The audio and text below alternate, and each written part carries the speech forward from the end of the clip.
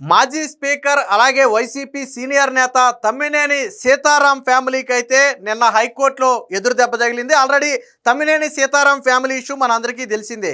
దాదాపుగా ఒక 4 కోట్ల రూపాయలు విలువైన ప్రాపర్టీని ఒక fake death certificate, fake family member certificate సృష్టించి అక్రమంగా తన కొడుకు పేరు మీద రిజిస్ట్రేషన్ చేయించుకున్నారు. దీని మీద క్రిమినల్ కేసులు కూడా నమోదయ్యాయి. అప్పటి నుంచి కూడా తమ్మినేని సీతారాం ఫ్యామిలీ పరారీలో ఉంది. స్టిల్ దాదాపుగా వారం రోజుల నుంచి తమ్మినేని సీతారాం ఫ్యామిలీ అడ్రస్ లేదు. కేవలం వాళ్ళ తరపు న్యాయవాది మాత్రమే కోర్టులో హాజరవుతూ ఉన్నాడు.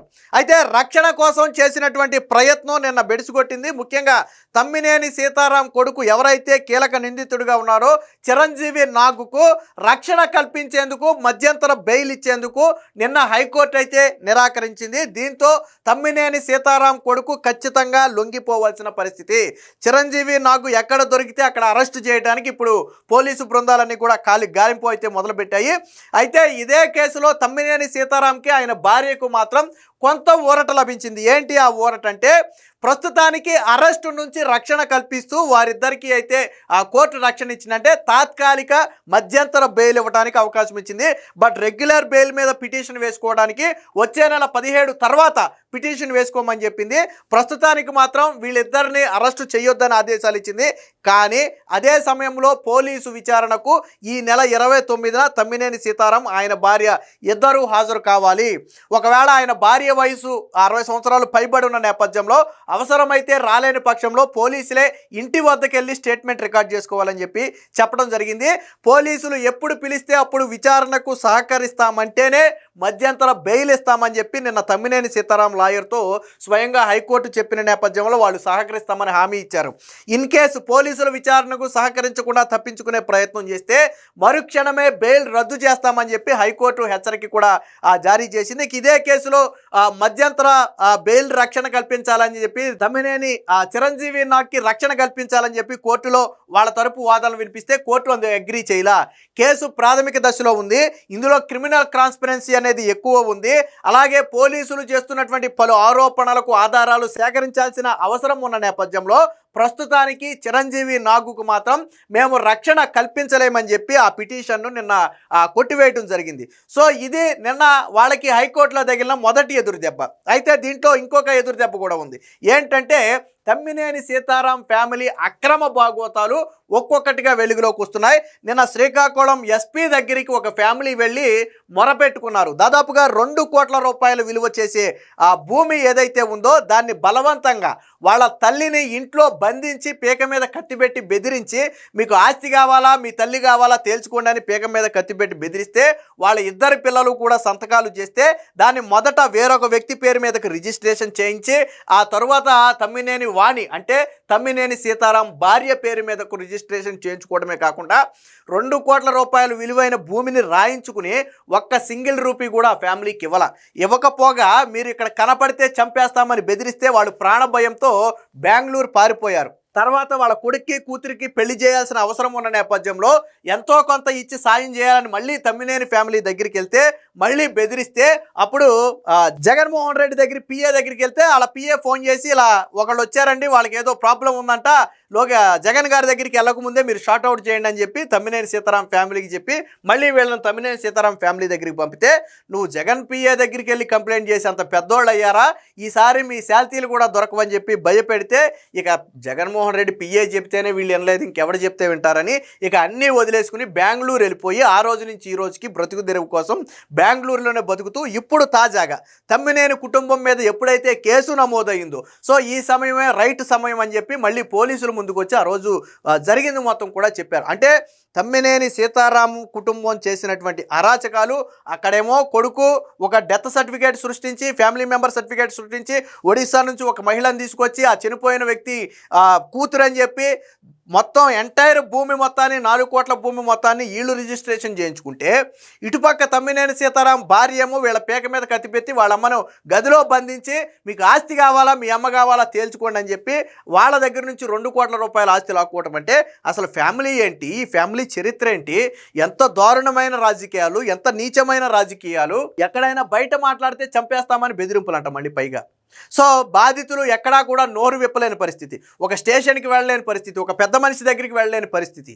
సో అలాంటి దారుణాలు వైసీపీ హయాంలో తమ్మినేని సీతారాం కుటుంబం చేసింది అనడానికి అనేక ఆరోపణలు ఉన్నాయి. దీనికి సంబంధించినటువంటి వార్తలు కూడా వచ్చాయి, ఒకసారి చూద్దాం. తమ్మినేని తనయుడు నాగుకు హైకోర్టులో ఎదురు దెబ్బ, ఫోర్జరీ ఫైళ్లతో అక్రమ రిజిస్ట్రేషన్ కేసులో అరెస్టు నుంచి రక్షణకు నిరాకరణ. అదే కేసులో తమ్మినేని సీతారాము అలాగే ఆయన భార్య వాణికి మాత్రం బెయిలు, దర్యాప్తుకు సహకరించాలని చెప్పి ఆ కోర్టు అయితే ఆదేశం ఇచ్చింది.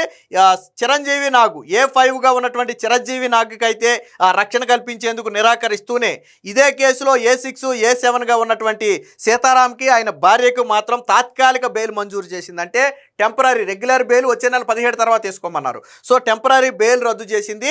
ఈ నెల 29న ఉదయం 10 గంటలకు ఐఓ ముందు హాజరు కావాలి, విచారణకు హాజరు కావాలని ఆదేశించింది. అలాగే విచారణాధికారి కోరినప్పుడల్లా విచారణకు సహకరించాలని, దర్యాప్తుకు సహకరించకపోతే బెయిల్ రద్దు చేస్తామని స్పష్టం చేసింది. సో వాణి విచారణ విషయంలో మాత్రం చట్ట నిబంధనలను పాటించాలని చెప్పింది. రెగ్యులర్ బెయిల్ పై పిటిషన్ మాత్రం ఈ నెల 17కి అయితే, వచ్చే నెల 17కి అయితే వాయిదా వేయడం జరిగింది. ఇది హైకోర్టులో తమ్మినేని సీతారాం కుటుంబానికి ఎదురైన దెబ్బ. దీంతో ఇప్పుడు తమ్మినేని సీతారాం తనయుడైనటువంటి చిరంజీవి నాగు ఎక్కడున్నా సరే పోలీసులకు లొంగిపోవాల్సినటువంటి పరిస్థితి. హైకోర్టులో బెయిల్ దొరకలేదు కాబట్టి ఇంకా తప్పించుకునే పరిస్థితి లేదు. ఎప్పుడైతే కోర్టులో బెయిల్ నిరాకరణకు గురైందో వెంటనే పోలీసులు కూడా రంగంలో దిగారు. సో వీళ్ళంతా కూడా ఎక్కడున్నారో గాలించే ప్రయత్నం చేస్తున్నారు. సో కాబట్టి తమ్మినేని సీతారాం కొడుకునైతే ఇమీడియట్గా పోలీసులు అరెస్టు చేసే అవకాశం ఉంది. అయితే తానంతట తాను లాయర్తో వచ్చేసి లొంగిపోతాడా లేదా పోలీసులే పట్టుకుని అరెస్టు చేసి తీసుకురావాల్సి వస్తుందా అనేది ప్రస్తుతానికి తెలియదు. ఇదైతే వీళ్ళ మీద వచ్చినటువంటి ఆరోపణ ఒకటి ఉంది కదా, భూ కబ్జా ఆరోపణ, అది కూడా ఒకసారి చూద్దాం. సో ఇది మా తల్లిని బంధించి ఆస్తి రాయించుకున్నారు. 1.9 కోట్ల స్థిరాస్తిని సొంతం చేసుకున్న మాజీ స్పీకర్ తమ్మినేని సతీమణి వాణి ప్రాణ భయంతో రిజిస్ట్రేషన్ చేసిన బాధితులు. మాజీ స్పీకర్ కుటుంబంపై మరొక కేసు. నిన్న ఎస్పీ ఎదుట స్వయంగా బాధితులు వెళ్ళి కూర్చుని జరిగింది మొత్తం కూడా చెబుతున్నారు. దాని ఫోటో కూడా మనం ఇక్కడ చూడొచ్చు.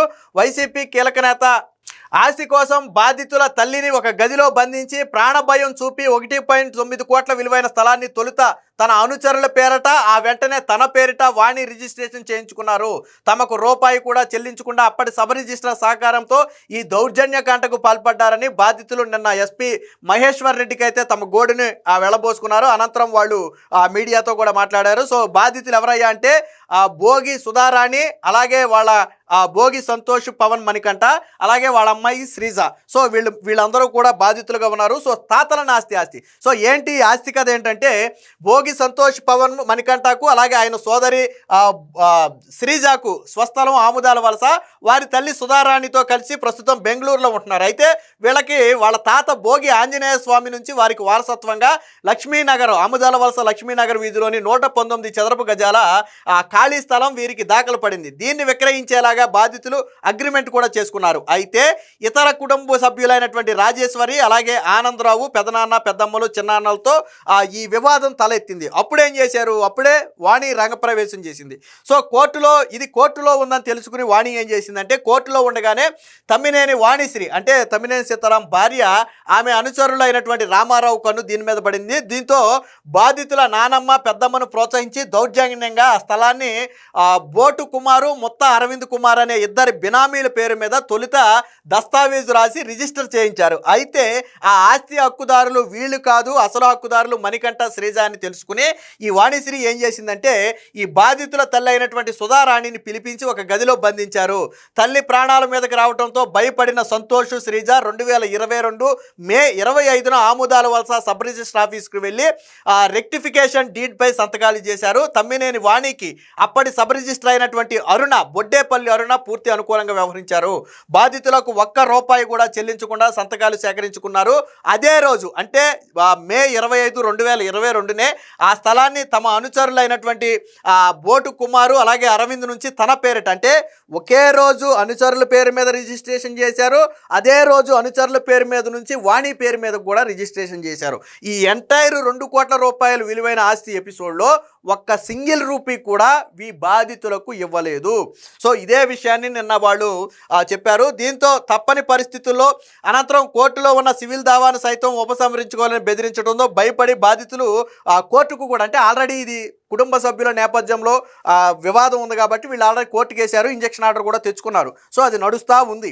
ఎప్పుడైతే నువ్వు కోర్టుకు వెళ్ళావంటే నీ ఎంతు చూస్తామని బెదిరించారో వీళ్ళు కోర్టు వాయిదాలకు కూడా హాజరవటానికి మానేశారు పూర్తిగా. దీంతో కేసు కూడా నీరుగారిపోయింది. అయితే ఏం చేశారు వీళ్ళు, తప్పని పరిస్థితుల్లో వాళ్ళ కుమారుడికి పెళ్లి చేయాల్సి ఉందని చెప్పి వాళ్ళ దగ్గరికి వెళ్తే ₹1 కూడా మీకు ఇచ్చేది లేదు, దిక్కును చోట చెప్పుకోమన్నారట. అప్పుడు వీళ్ళు ఏం చేశారంటే జగన్మోహన్ రెడ్డి పిఏ అయినటువంటి నాగేశ్వర్ రెడ్డి దగ్గరికి వెళ్ళి విషయం చెబితే నాగేశ్వర్ రెడ్డి కలగ చేసుకుని తమ్మినేని వాణికి ఫోన్ చేసి వాళ్ళు జగన్మోహన్ రెడ్డి దగ్గరికి వచ్చారు, మీరే సెటిల్ చేసి పంపేయండి అని చెప్పి తమ్మినేని సీతారాం భార్యకు చెప్పి వీళ్ళని మళ్ళీ భార్య దగ్గరికి పంపారు.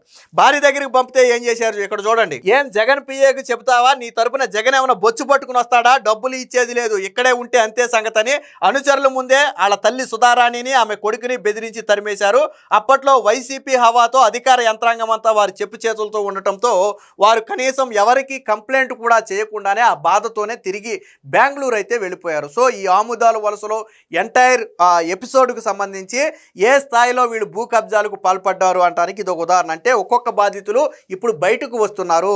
సో ఒక పక్క కోర్టులో ఎదురు దెబ్బ తగిలింది, మరో పక్క ఇప్పుడు ఇదే సరైన సమయం అని చెప్పి బాధితులు కూడా ఒక్కొక్కరుగా బయటకు వస్తున్నారు. తాజాగా తమ్మినేని సీతారాం భార్య వాణిశ్రీ మీద అయితే మరొక తాజా కేసు కూడా నమోదైంది. దీంతో ప్రజలు కూడా ఆశ్చర్యపోయే పరిస్థితి. ఎప్పుడు పెద్ద పెద్ద బొట్లు పెట్టుకుని ప్రజలందరికీ నీతి సూక్తులు చెప్పే తమ్మినేని సీతారాం కుటుంబం చేసే అరాచకాలు ఈ స్థాయిలో ఉంటాయా? పైకి మాత్రం దైవభక్తుల్లాగా ఎన్ని నాటకాలు ఆడతాడు, లోన మట్టికి నారాచకాలు చేస్తున్నారు, కనీసం మానవత్వం అనేది కూడా లేకుండా వ్యవహరిస్తున్నారని చెప్పి ఇప్పుడు అక్కడంతా కూడా చర్చించుకునే పరిస్థితి. ఏది ఏమైనా మొత్తానికి తమ్మినేని కుటుంబం మొత్తం కూడా చిక్కుల్లో పడింది అనడానికి ఇదే ఒక ఉదాహరణ.